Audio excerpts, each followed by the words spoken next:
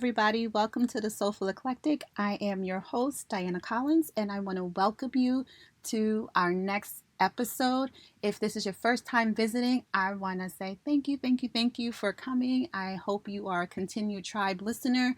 And if you have anything or you hear anything that resonates with you, I hope you share it with a family, a friend that can also find that same inspiration and a value out of someone's story or something that I've said. Also, if you are coming back, welcome back. Welcome back. Thank you so much for taking the time out to spend with me. I truly appreciate it. So with this episode is actually a good friend of mine, LaMark Cole, who I met here in Phoenix when just about been here maybe 8 months when we've met. And this is, I met him when a time where I was just starting to get into the entertainment industry, didn't know what I was doing, just finished up school training at one of the local modeling acting schools here in Scottsdale. And then I went to his show. He had a casting audition for his show, Locked on the Runway. So it was really showcasing your locks, your hair.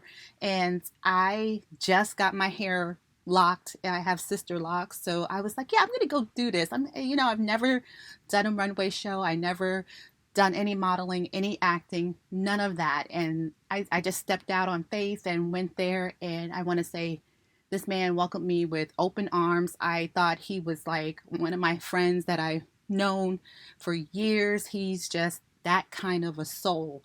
And when you meet someone with that kind of energy, you just keep them in your circle. They become friends, family instantaneously. So for that, I want to thank him for actually catapulting, my self-esteem, my appreciation of myself, because he actually took me in and I walked for him on his styling line.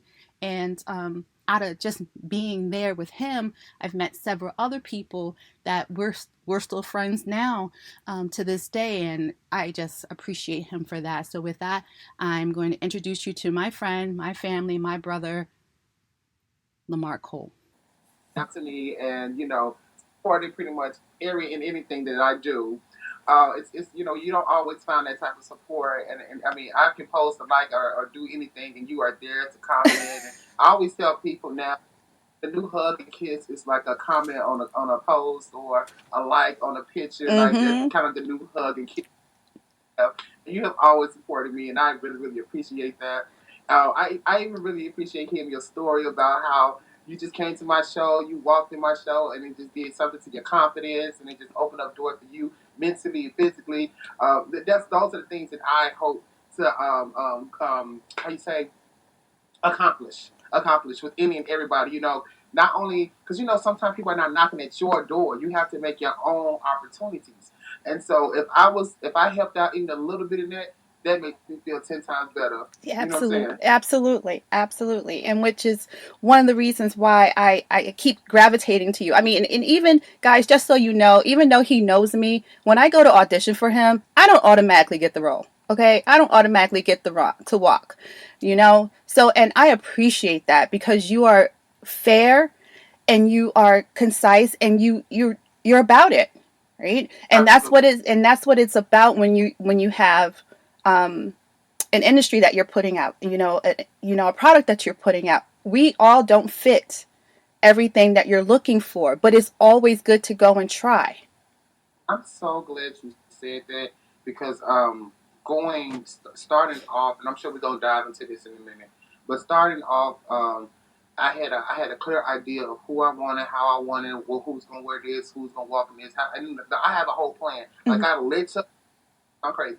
I literally sit there in my bed with my eyes closed and watch the show from the top to the bottom. Mm-hmm. So I already know who the people I'm gonna have in it, but I know what type of style, what type of look that I am looking for. You know what I'm saying? Mm-hmm. I kind of some slack from the plus size women because they were a little upset that because my business name is Something Unique Productions, they thought that they came up with their own perception of what that means. Right. And I can't feed for what somebody else's perception is of my business, you Right. know. So I kind of had to I had to kind of address it really quick and Hmm. then move it because that's not something that I want to, put out there that that I don't like put plus size women and things like that. But I don't have that problem now. Good. But early on. Well, and that's it. And that's why I said I love that because we go in with that notion. So for some people, I personally do not, but some people do have that notion that, oh, I know him. We grew up, we hang out together. I'm in. It's not a big deal. But no, no. If you don't fit that vision, it's not happening. And I'm not going to change my vision to suit you because we friends, right? So that's one of the things that I truly love. And as you see, there's no love loss. No, Absolutely. no, and that's why I love that about people like you. Like you get it. Like I'm still gonna come out and try it out because it may be a spot for me, and I'm here to let you know I'm here for you if Right. you need me.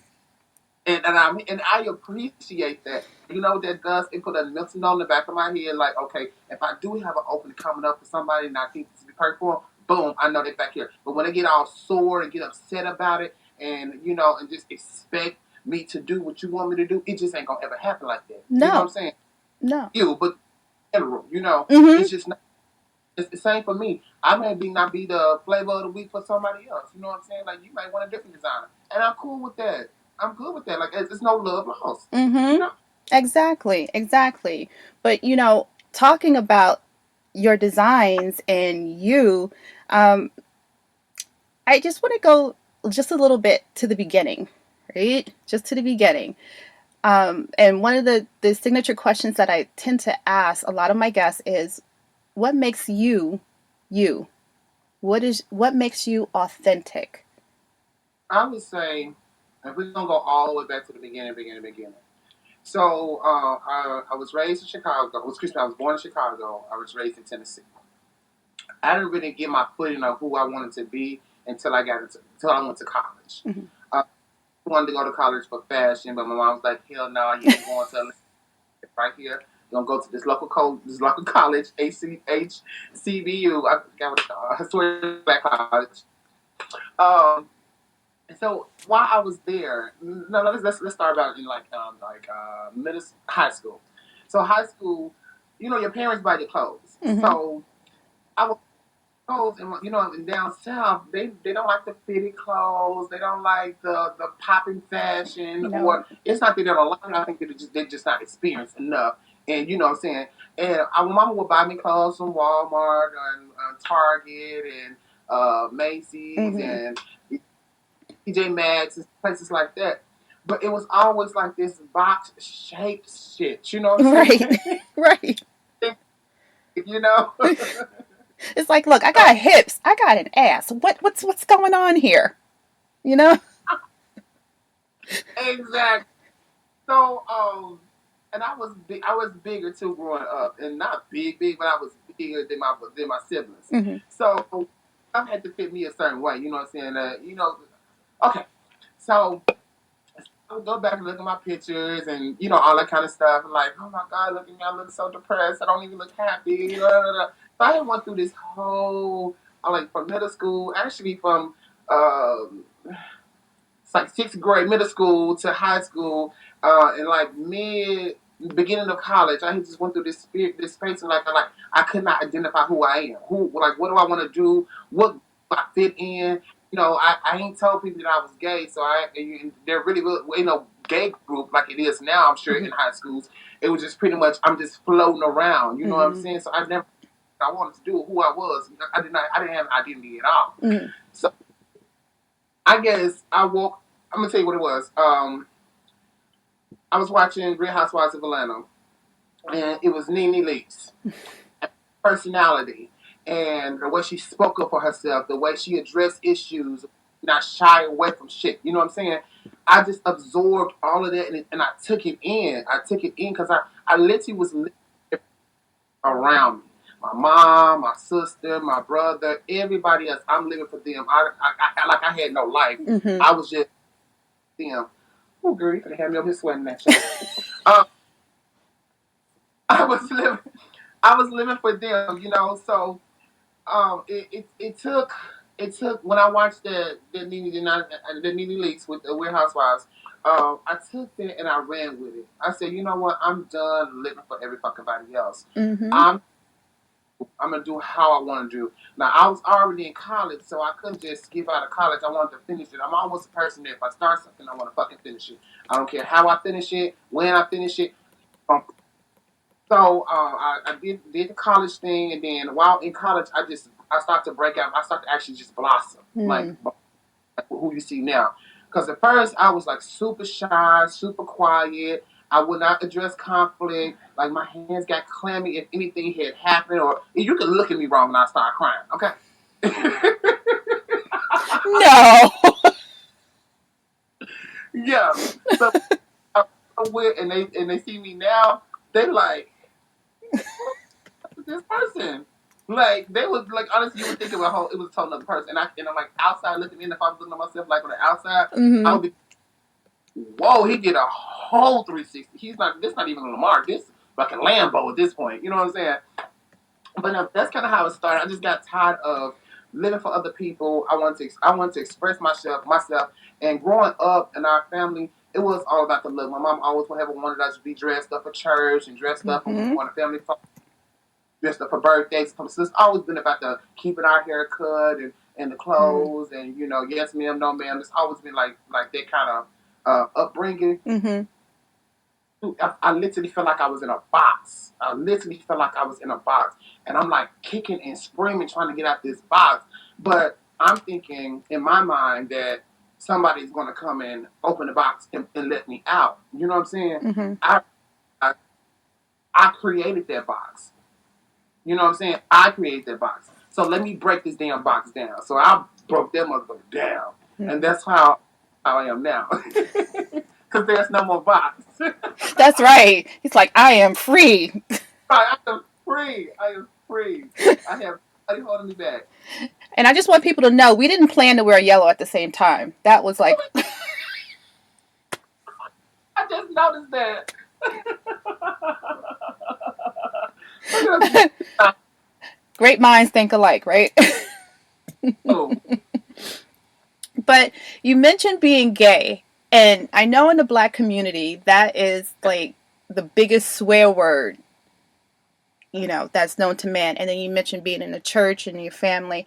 How was that coming out and being your true self in all of that? I know you said you broke down those walls of the boxes, but in that, was that part of that breakdown? absolutely. I think, and sometimes I think, because I do have attraction to women. Let me be clear on that. I do have attraction to women. But I think what kind of happened and kind of really like pushed me in that position of being gay. Now I knew I was, gay. I was attracted. I'm attracted to men too. So I think what really kind of just pushed me out there is because everybody around me, when they get mad and we get into art, call me gay. They would call me, the slang, the fag, gay, uh, D in the booty, all those like Mm-hmm. slang. And I think I was hearing it so much, not only from outside people, but also people in my family too. You know what I'm saying? Like I go to my auntie house and she would say little snide comments like, my nickname May in the family too. So they would be like, she'll be like, May, where your girlfriend at? Mm-hmm. Like that's how shade they would like the aunties and shit would throw. And your response is, bitch, I'm 13. What girlfriend? That's what I'm saying. You know? That's real. It's like, what? I'm 13. What do you mean? Where's my girlfriend? Right, bitch. Get it together. Right. Now, I never grew up playing with Barbies or nothing like that. You know what I'm saying? Those Mm-hmm. are really that too. But I never grew up playing with Barbies and stuff. But I don't know. It was for me. So let's go. Let's go. So my stepdaddy, he was a assistant preacher at a Mm-hmm. church. So we would go to church every Sunday. Um, it was like tight rules with that. Mm-hmm. If you are down south of church, you already know it's a whole nother world. So I so growing up. in that family, and it was definitely hard. It was hard because I felt like I had nobody to talk to see what they see in me, because when I got older now, if I see me at the beginning, I could already say like, okay, he may become of the gay family, Mm-hmm. or like that. I just feel like I never felt like I had nobody to be there for me. You know what I'm saying? Absolutely. Chicago. That's where I was born at. Now, on my dad's side, they were very accepting. I had an uncle. He passed away. He passed away, and he was gay, and everybody loved him. That was Uncle Carl. Everybody loved him, and so I felt power being there. Like Mm-hmm. I was in Chicago, and my dad's side of the family, they took well care of me. My grandma. I mean, I was like, how you just so it went from me being super spoiled, being taken care of, getting with everything I wanted. My mom moved us from Chicago to Tennessee, and it went to this place where Mm-hmm. nobody wanted to like look out for me. Nobody cared about my feelings, or if they did, it was something they were trying to get out of me or get me to do for them. It was never like that authentic care and love like my dad's side had showed me in Chicago. Like I love them to fucking pieces. I love my mom's side too, but it's a different type of love. Mm-hmm. If you, I mean, Yeah, absolutely. it was definitely hard coming out. So my coming out story was I was a virgin all the way up into high school, well, the end of high school. Like I graduated, and that's when I kind of felt like I'm done with high school. I'm free. Now I'm gonna be able to just live my life. So I don't know if she's my cousin, but our last name was Cole, and we just started calling ourselves cousins. You know Mm-hmm. how we do dumb shit like that. Yeah. So we like some cousins, and she was gay. She's a lesbian, and she wants to go to like the clubs in Memphis. So I would go to the clubs in Memphis. Mind you, I had no idea. Like I thought I was ugly. I thought I was because I went from being bigger, and then in high school I got super skinny. Mm-hmm. So I went, well, because I'm going through depression, and at the time I didn't know it was depression. It was fucking depression. Um, so after high school, we go into these clubs in Memphis, these gay clubs in Memphis, and these dudes are just pulling me left or right, trying to get my number, trying to hook up. I'm like, I feel like it's a fucking zoo. I feel like I'm in a whole other world. I'm like, huh, man, what? You think I'm cute? And once I realized that I don't have a big head when I say this. I was like, this is literally how I was going through my head. I'm like, oh my God, I am nice looking. Oh my God, I got like 10 niggas texting me right now. I got like 5 over here calling me right now. Like I'm popping. And I didn't even know it. I didn't even know it because I had nobody other than my teachers, tell me I'm handsome and Mm-hmm. I have a clear future in front of me. I have so much potential. And I feel like my teachers, but not hearing them necessarily. Like my mom, she would do it from time to time, but no, honestly, my mom was she was a hit. She's a hit and miss. I'm not gonna say she was because she's still alive. She's a hit and miss. So sometimes she builds me up strong. But as soon as I do something she don't like, it's boom. You know. So it's high cold with her. But it was more on a build up for my mom. Mm-hmm. Like she always told me that I was gonna be successful. She always said I'm handsome and all that stuff. But then so let me go back to the story. So I realized I was handsome then when all these guys like were trying to talk to me and shit like that. Mm-hmm. So one of them, and I was trying to be serious or whatever. And one day my sister had dropped me off at work. She went to go get my car like tuned up or something like that. But I ended up leaving my phone in the car. So I'm at work and my phone is in the car. Mind you, I ain't came out to nobody. I haven't told nobody nothing. The only person knows something is my cousin who I'm going to Memphis with. So I leave my phone in the car, and halfway through my shift, I'm like, fuck. I don't know if you know about the phones back in the days. They had locks and shit No, on them. no. So you open it up, you open it up. You see everything. So what pretty so I wasn't there when they went through the phone, but if I'm visualizing it, she went through the phone, went to her mom's house, they all going through the phone together. They calling guys. I mean, I had this one Oh friend, my gosh. name was Anthony Love, and he's straight.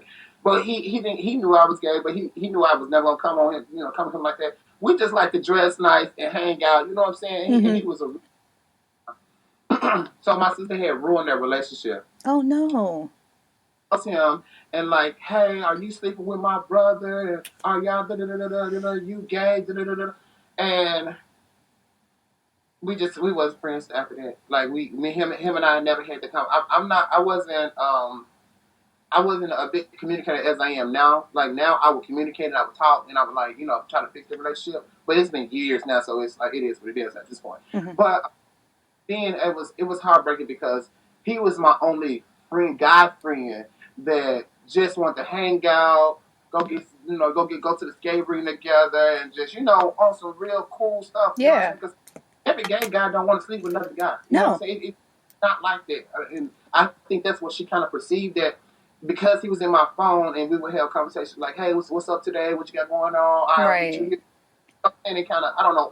I'm guessing that's what she was saying. Well, you're right, because it's her perception from what she saw, and all of a sudden she just ran with it from that instead of really coming and talking to you. And that's where we find a lot of the family breakups happen because they don't have that conversation with the individual. Yes. So, so what happened? Okay, so again, they was going through the phone. They found one guy, and one guy. Everybody else, all the other guys, they was like, "Girl, get off my damn phone. Nobody got time for this shit."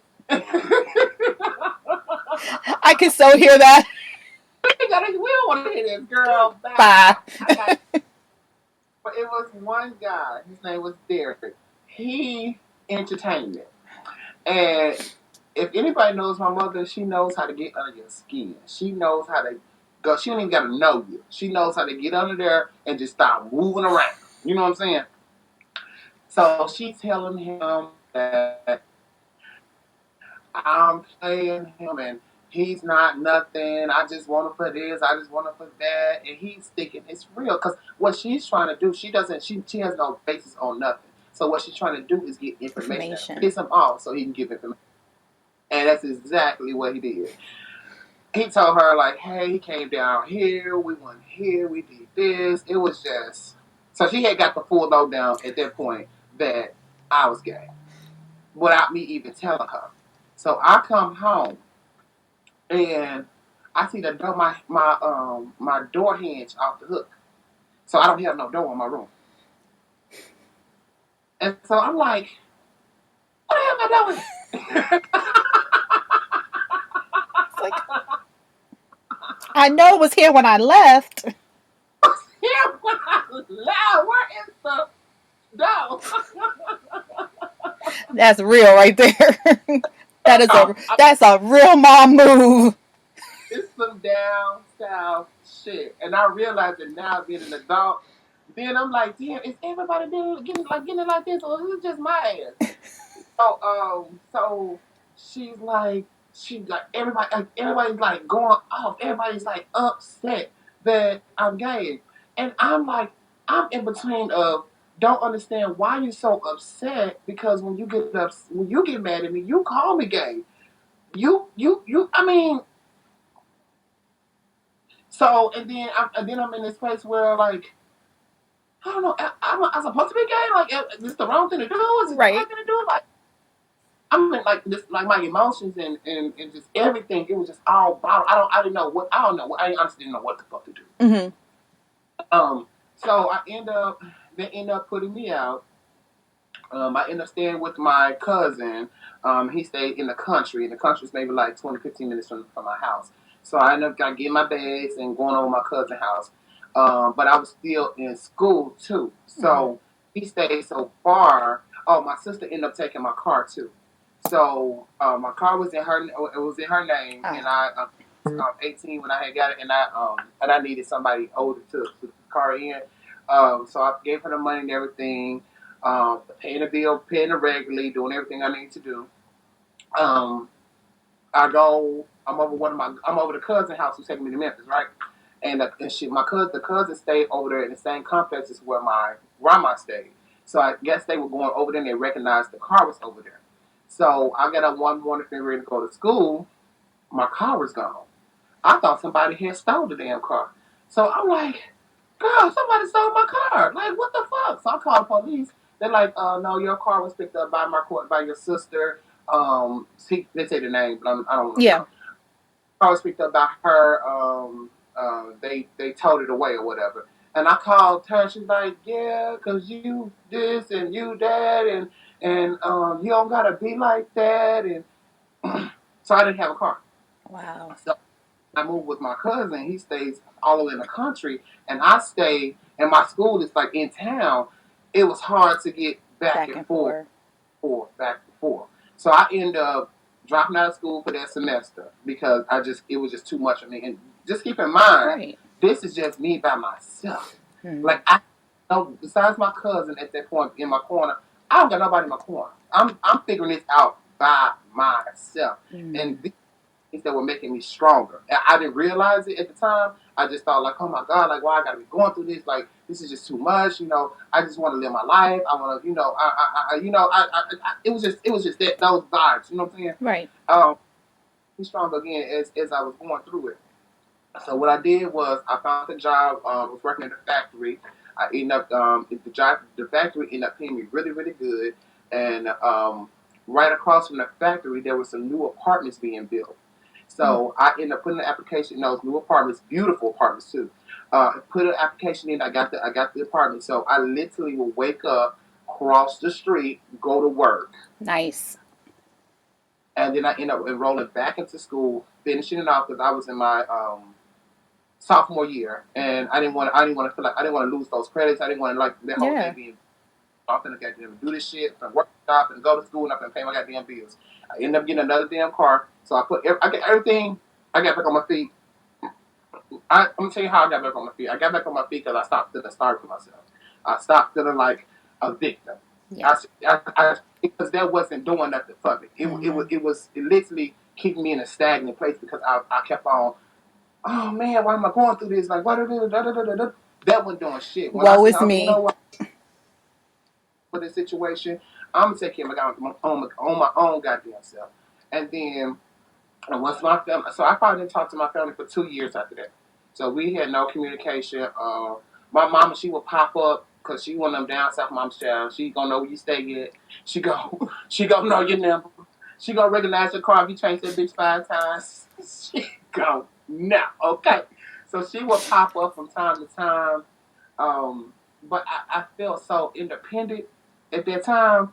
I really didn't want to deal with nobody other than the people that I was around Right. at the time, because it kind of turned into my friends and it turned into my family. You Hmm. know, I met in college, they end up being my family.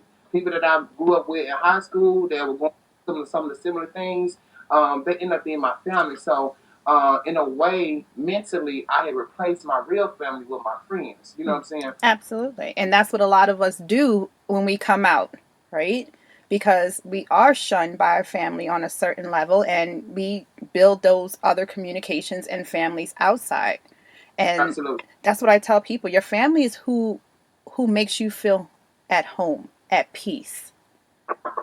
It doesn't mean that you don't have to have the same blood going through you. No. All right. If I feel that we have a bond, that's it. If my energy vibes with you, that's it. Right? Like, Absolutely. and that's what and like you, I consider you family. Same here. You know? No, I don't go out and party as much, but sure enough, if I know how I could call if I need to, Uh-huh. You showing up too. right? And you know what? And to just put it out there, I consider you so much as family. I left my daughter with you. Remember you Did she? had that July 4th party? Okay, I done done so much shit. I Which one know. was You had a party, a pool party July 4th, Oh last yes, year.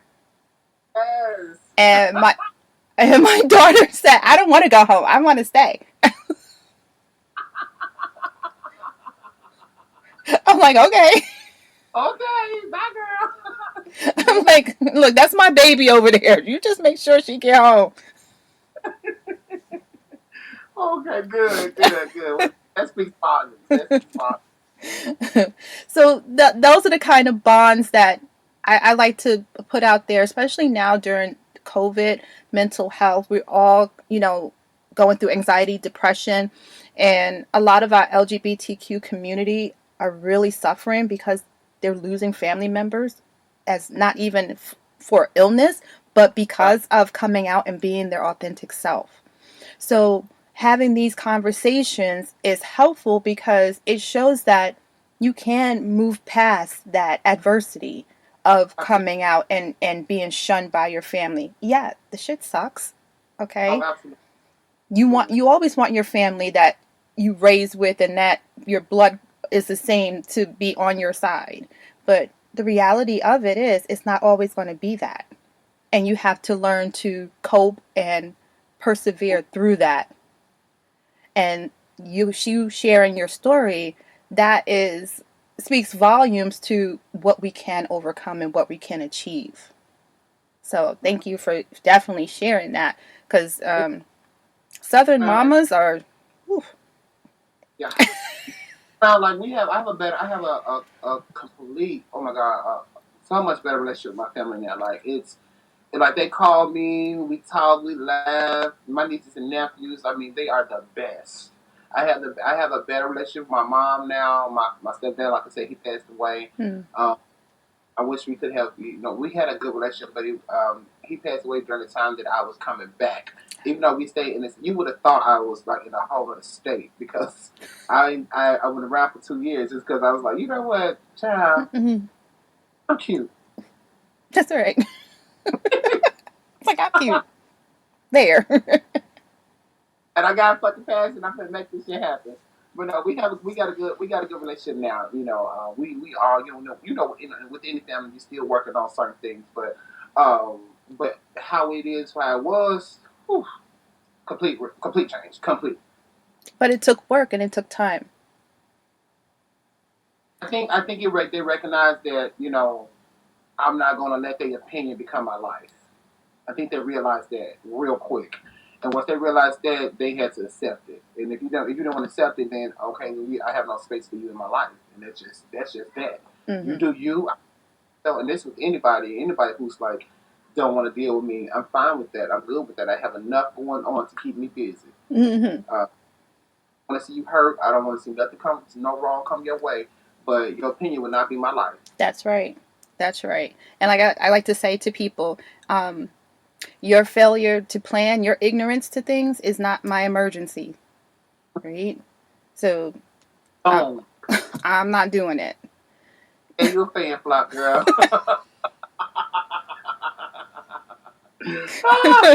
I want to thank LaMark for being a part of the podcast. I mean, just his energy alone, just kind of this wants you to go out and makes you want to just go out and create and be and, start something new or elevate what you're already doing. So I really, really appreciate him, his energy, his candid conversation, talking about himself and how he is elevating his authentic self, because I think from his story and him telling about his story and coming to be who he is or shedding light on who he is, he's just elevating the person that he has been. And I thoroughly appreciate him, his story, his walk into fashion. So, with that, thank you. And I want you to join us again for part 2 of his story as he talks about his fashion line. So, if you have not, please subscribe, like the page. You can email me, Facebook me, Instagram me. I appreciate any feedback. My email address is dc@thesoulfuleclectic.com, and you can find me on Instagram, and my Instagram is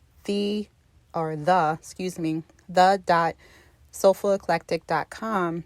And you can find me on Facebook. I have a Facebook group, which is the Soulful Eclectic, and also a whole Facebook page dedicated to the podcast, which is DC Soulful Eclectic. So I look forward to hearing from everyone. And again, thank you so much for spending your time with me. And I would love to invite you to come back and listen to the remainder of LaMark Cole's story. So with love and light, I send your way, and I wish you all peace and love. Please check on your friends, family, and your neighbors and see if they are okay. Namaste.